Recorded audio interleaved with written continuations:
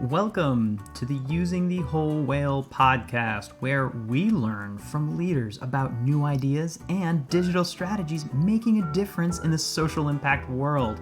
This podcast is a proud production of Whole Whale, a B Corp digital agency. Thank you for joining us. Now, let's go learn something.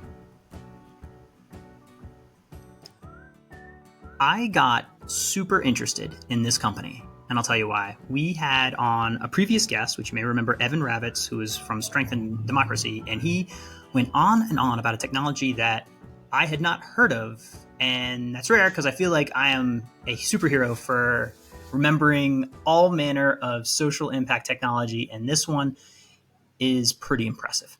MapLight. MapLight.org, and we have none other than Daniel Newman, the president and co-founder of MapLight, with us to be, frankly, it's just to educate me. So Daniel, how's it going? Thanks for joining us. It's going great, George. Nice to be here. Well, I was super impressed, first off, by seeing that you have been fighting the good fight for 18 years. This was founded in 2005. That's a long time ago, and democracy and transparency continually need effort, and that's what we seek to do. All right. First and possibly hard question. Democracy, better or worse than when you started? Well, it's definitely under more attack than ever before. I don't think that's a surprise to anyone who reads the news. We started out highlighting the influences of money on politics. It's one of the biggest threats to democracy, one of the threats to a government that actually works for the people. That threat still exists. It's got even greater since we were founded, especially since the 2010 Supreme Court decision called Citizens United that made unlimited secret money possible in the country. And now there's even bigger threats to democracy, to elections, to the rule of law, but the problems of money and politics have not gone away. Yeah, if we were writing the 3-act play, that would be the villain, clearly. And I don't want to jump over the main point of here of MapLight, which has now become a provider of effective software solutions for state and local governments. So you've got like voter information, campaign finance, e-signature capabilities, data series, and other custom software. Maybe you can give me the elevator pitch on MapLight. Yeah, so George, we make technology to improve democracy.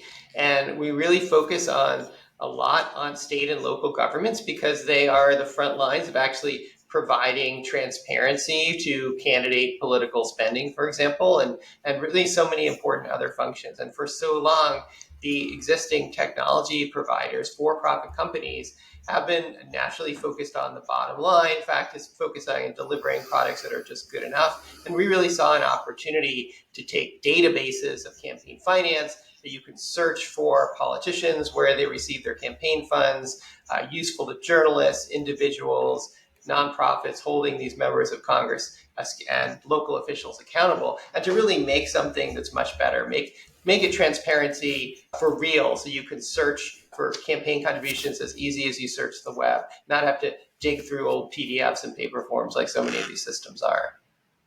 That's super interesting. Maybe we can pull that thread a bit more. Who is the most common user of the platform, and to what end? So the core users are the governments. Like, for example, if you're running for office in the city of Denver, you have to file reports by law about where you receive your campaign contributions and how you spend your money. And that serves a core democratic principle of accountability and transparency. Now, you file those forms through a software system that MapLight runs for the city and county of Denver. So City of Denver is our customer. We exist to serve them, but they are serving the broader public interest of all the campaigns that file these forms to make it easy and straightforward so we get accurate information. And very importantly, the news organizations and nonprofit groups and everyone else that looks at that information. And they're a core benefit to our software. Gotcha. So if I am a nonprofit that is even remotely or adjacent to the decisions of a public official, this might be a tool to check out. Absolutely. And so, for example, 8 or 9 years ago, if you wanted to figure out how much a certain company or union or person contributed to California elected officials, you would go to the California Secretary of State website and you would have to download literally 200 separate spreadsheets. I mean, it could take you days just to find and download the spreadsheets, and then try and combine them somehow and find out like how much is this person or entity giving. It was pretty much impossible. That MapLight created software, which was then adopted by the California Secretary of State. Now, when you go to California Secretary of State Power Search, this is a tool that MapLight created. You just type in company name or donor name, and instantly you get all of the information out there about how much they're giving to California politicians. Give you an example, there was a California insurance commissioner a few years ago who claimed, I'm not taking any money from the insurance industry. And using tools like MapLight software, journalists found out that actually he was taking money from the industry, put pressure on him to renounce that, give the contributions back, say, we're going to be more, put pressure on this person and future commissioners to be aligned with consumers and voters the way that they're supposed to be and not aligned with industry. That's the power of having immediate transparency. Yeah, I mean, mold grows in the dark. I feel like that's the takeaway. And as a California resident, I thank you for doing that. I feel like I should play around with that, get into my seedy local council elections and see what's really going on with the parks. Very interesting. I want to turn to picking up the thread where we were talking with Evan Ravitz about the adventures in Boulder, where they have the first and only, as far as I understand, online petition for getting the petition passed to get an initiative on the ballot. Right. Online signature. Well, it's not signature collecting, it's online validation that you as a voter, instead of signing a paper petition at the supermarket, you can do this digitally online in a secure way. I don't know why it still blows my mind that there's only one, and also they didn't end up using what I understand is free software that you at MapLight have developed for running this e-signature solution to basically improve direct democracy. Yeah, so what we've done is we created a free open source software for this kind of e-signatures as to encourage governments to make it easier to adopt. So it's an important policy decision for governments, like whether they adopt this or not, whether they allow e-petitioning. It's not a software system by itself cannot do this. Like it has to be a change in the law to allow digital petitioning. And so what we're doing is looking ahead, and we know that some states and cities have talked about this, have interest in it, and they get hung up on the technology. It's going to be really expensive. The technology doesn't exist. So we've created open source software to make it dramatically decrease the cost for the implementation. It doesn't take away all the objections because there's a lot of policy concerns that they might question, but it does make the technical implementation easier. I'm going to put a pin in that and challenge you a little bit for the blockers, which I'm really curious about. I just want to make sure I understand this. So right now, I'm in California, and I know there's a number of other states, 20 some odd, that have this direct democracy of petitioning to get initiatives on the ballot, which then have to be voted in.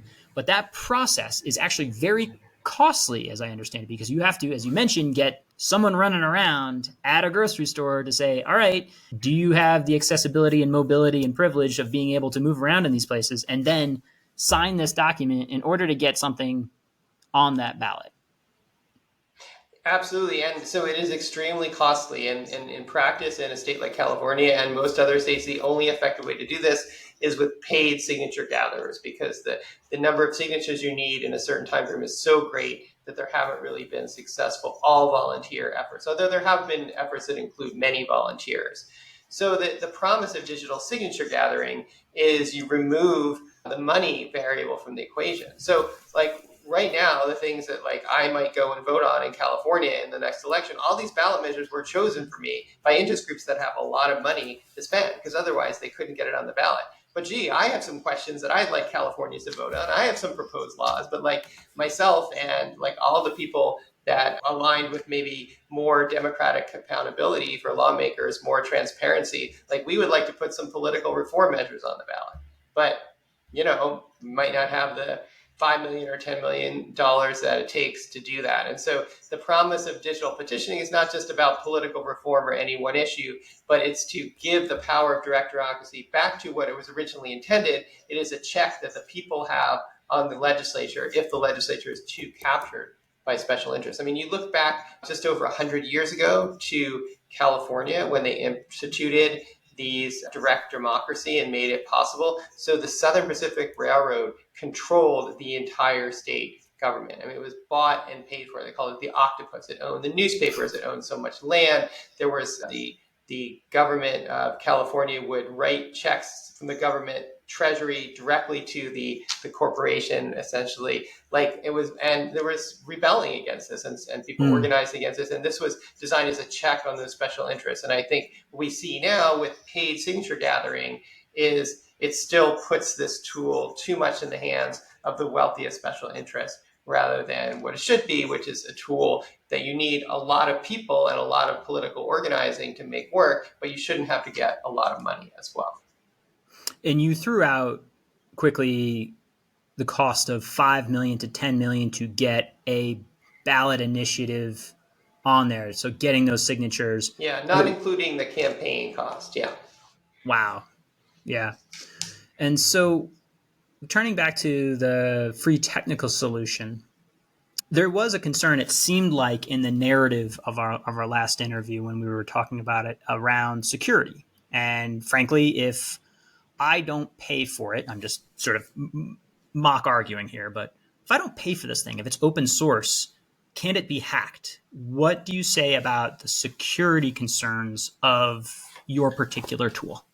Yeah, well, so there's a long discussion in computer science circles about open source and security, and the consensus, from what I understand it, is that open source actually makes things more secure because you have many eyes on it, many fewer bugs. I mean, we've seen over and over with election equipment, election machines, which is a completely different domain than what we do. These proprietary companies with closed source software, there's all sorts of bugs found, and there's all sorts of security holes. If there's an open source system, you'd have computer science professors, you'd have graduate students, you'd have nonprofit groups all looking at the code, making sure it was secure. And for something that's a part of public infrastructure, like elections or ballot measures, it's really important to have that transparency. And that's what we would bring.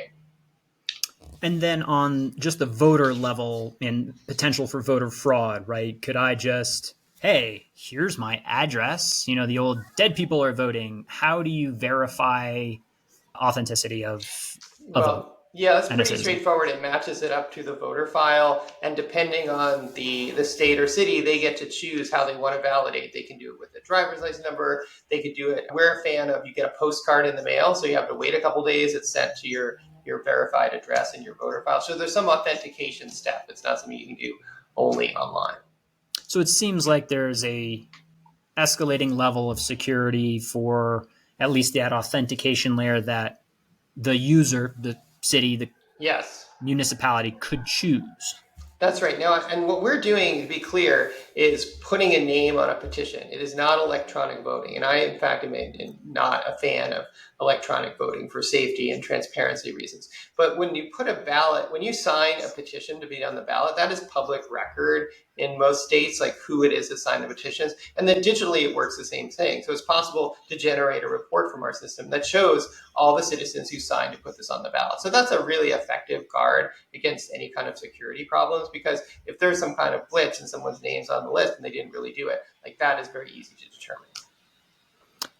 And correct me if I'm wrong. I'm like going to my local Save Mart in the current system. I'm holding up a piece of paper and I'm asking for first name, last name, address, and a signature. Like what is the security level at present operating in these 20 some odd states? Well, there's supposed to be a comparison to usually it's a representative random sample to save the governments the time and cost of validating every signature. So there's a random sample drawn, and then they look up your name and address and your signature, and does it match? Mm-hmm. So the only fingerprint here that would be different is that signature, essentially.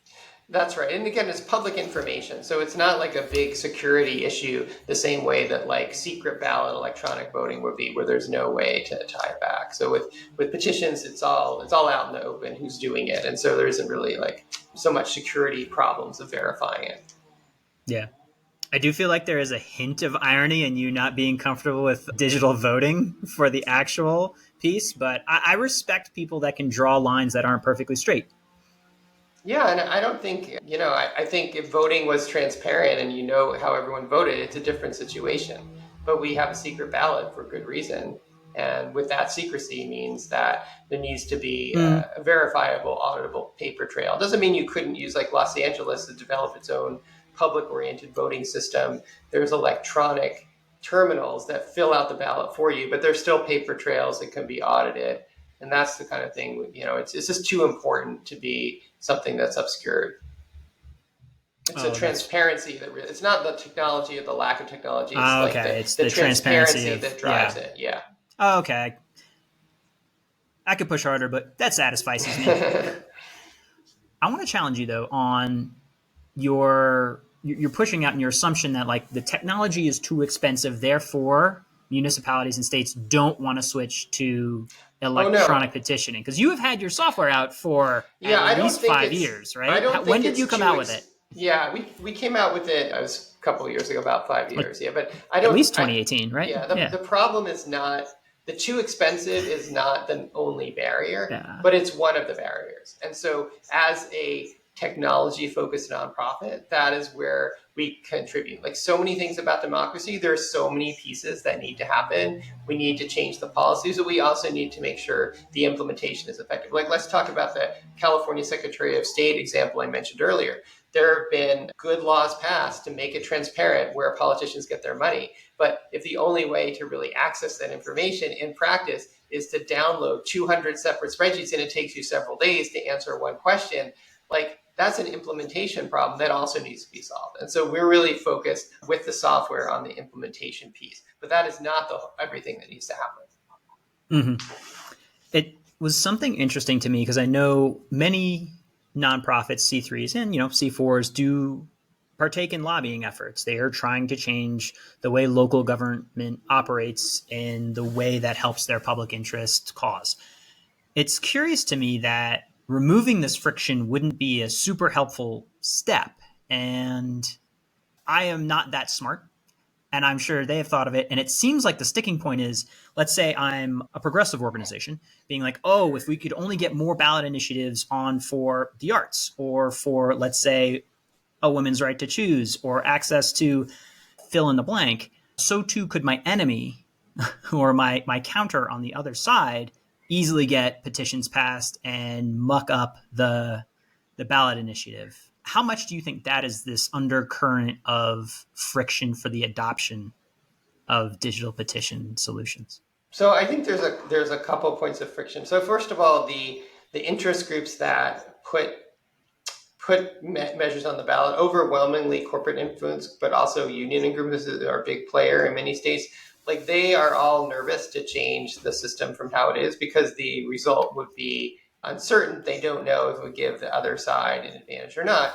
And right now, those groups do have the means to get their desired measures on the ballot. So that's one. Without a doubt, if you have money and power, the number one thing you want to do is not change the fact that you have the money and the power in the system. Like that Absolutely. Is fine. What about that next layer? The other layer is the legislature. So that means that city councils, state governments, generally do not like ballot initiatives in general because it is a separate power source than themselves. And that's just kind of inherent to the process. And so given that like the rules of ballot measures are set by legislatures typically, then and digital petitioning certainly would need to be passed by a law. I mean, it could be passed by a ballot measure, but like it was in Boulder, but more typically it would be passed by the legislature. Then the legislature just does not want to do anything that gives more power to the petition system. See previous conversation. When you have money and power, don't give up the money and power. Exactly. And so that's sort of a, I don't even want to call it a trend. It's sort of just an inherent structural issue. We'll call that category human. Yeah. So the final piece, though, the why wouldn't a handful of conservative or progressive groups that are all interested in this local body get together and move toward what Boulder did, which is get the petition for digitization of petitions, right? It seems like it's there, but that's the final blocker. That is curious to me, and I haven't sorted it out. I don't know if I Yeah. How do I feel? Well, it's like so many public interest oriented things is that you have a lot of people, citizens as a whole would benefit from it, but there's not like a small concentration of groups that it would highly benefit. And so there's not like an organized interest group fighting for digital petitions. And so that's a big reason it doesn't happen. The advantages, yeah, you're right. The advantages aren't concentrated. And so therefore you're like, well, wait a minute. Why do I want to make it easier for everybody? I understand the current rules and have been able thus far to play by them. And I don't want my enemy to have this weapon, even though I would also have this weapon. Unfortunately, it's not a weapon. It seems more of an improvement to direct democracy, which we'll go into your book in a second. But it seems like voter engagement and representative democracy kind of dies at the hands of this friction. I mean, it's an ongoing struggle, be more power to the people versus more power to special interests. I'm all for power to the people as long as it's my people, Daniel. I only want my people to have the power. Yes. Doesn't work like that, does it? You have written it's not a comic book, but it's not a book. It's a super interesting take on, well, just the title of it is Unrig, How to Fix Our Broken Democracy. And it's like a graphic novel that walks through various elements of how to improve democracy, including ranked choice voting from what I was looking at. And maybe you can tell us a bit about why you wrote it and the summary on it. Well, so much of the problems we see in our country and have seen for decades come out of the fact of problems with our democracy. The systems that are biased for who can vote, who can give money to politicians, and whether it has to be transparent, how the districts are drawn. You mentioned ranked choice voting, how the votes are counted. So there's all these really rules that have boring names like redistricting, for example, and gerrymandering. Who's Jerry? It's all these Jerry? like technical things that actually control what kind of government we have and whether the government responds to us as a people or they respond to special interests or they don't respond at all. And so I wrote this book, Unrig. It's a nonfiction graphic novel, so it's told in comics. It's a fun book, and it explains all this. It's like voting and money in politics and the electoral college and all these things explained in a really sophisticated, high-level way. It's written for adults. But it's fun to read. There haven't been very many on-ramps if you want to fix our democracy. Like, what are the issues, how it works? So it's like an easy on-ramp. The other thing it does is it's positive. Like, there's so many books about democracy. They're great books, and they're also very gloom and doom about all the problems with democracy. And that has a very important role to play. And I certainly talk about the problems in my book. But in addition, I've paired it with solutions. So, for example, gerrymandering. So that's the process of politicians choosing their own districts. So no matter how much voters organize, it's really hard to unseat them, even when the politician is not doing a good job. So the solution to that is called citizens redistricting commissions or independent redistricting commissions. And you get a group of citizens together, like under the law, and they redraw the lines in a neutral, nonpartisan way. And it leads to more competition, more responsiveness to voters. So the great news is that citizens of California passed a law like this. And now California has these non-gerrymandered districts. And I talk about other states as well. So there's these inspiring stories of individual people who have actually brought these changes about. And that's what Unrig provides in the book. Yeah, it can be really helpful and move away from this. It's broken and forever will be to it has changed in these areas. And this is how it happened. And, I always think about it can't happen until it does. And then suddenly everyone can do it. The epic breaking of the 4-minute mile by Bannister, no one thought it was possible. And then within literally 1 month, it was broken again. You're like, okay, it's possible. Back over 100 years ago, you had you go to vote and the ballots were printed by the political parties, if you can believe this. So you go an equivalent today, like there's a Republican Party ballot and a Democratic Party ballot, and you pick which ballot, and you couldn't it's really a fair ballot, like it features both candidates equally. It's like, no, the parties were controlling the system. Now, of course, every place in the US, the government prints the ballot and it's a fair ballot. So that seemed impossible 150 years ago, but that is the reality today. And there's so many other common sense reforms. Like I'm a fan of publicly funded elections where candidates can receive money from the government. Hold on. I'm gonna time you here. I'm gonna see if you can do this. Campaign finance. I think so many problems from campaign finance reform. Can you explain the problem and solution in 60 seconds for campaign finance reform? Yeah, absolutely. The problem is that if you want to run for office, the number one place to get money is from interest groups that want something from government. Once you get elected, you have to pay back those favors if you want to stay in office. The solution is, instead of getting the money in your campaign from special interest groups, you get it from the same people as the voters, which is the public. So, for example, in Seattle, every voter in Seattle gets $100 in democracy dollars. That's That's $100 in coupons every voter gets in the mail. Candidates can go door to door, get these coupons, turn it into the Seattle government to get money for their campaigns. And you have people elected who are great community leaders who don't have the means or the wish to raise money from special interest groups. They raise all the money they need from their constituents, and they're tied to the voters instead of special interests. Well, that was pretty good. I was expecting something more complex. That is quite simple. It's basically IOUs. It's as good as money. Here's the IOU to go and elect by public. It's great. To everybody, you need votes and you have money. So make the money come from the same place as the votes, so people don't have divided loyalties. Still doesn't solve the terribly open back door of getting as much money as I want as a special interest into the pockets of whoever I want in this country. But you can't solve all the problems all the times. All right. The book is Unrig. You can find it at unrigbook.com. I just want to make sure I give that a shout out because I was surprised. It was not what I expected from when you sent it to me. It's really cool. I'll definitely be ordering it. Okay. Are you ready for rapid fire? I'm ready. I hope I am as well. All righty. Here we go. First question. What is one tech tool or website that you or your organization has started using in the last year? Inbox when ready. It is a Chrome plugin for Google Workspace and Gmail. I love it. It hides your entire inbox unless you push a button to show it. So when you can go in, you can write a message without getting distracted by everything else you have to do. Inbox when ready. What is one tech issue you are battling with? So I think one of them is finding talented engineers who want to make a social impact. In fact, if folks listening to the show, if you are a talented software engineer and you want to be working for democracy, send us a note, maplight.org. What is coming in the next year that has you the most excited?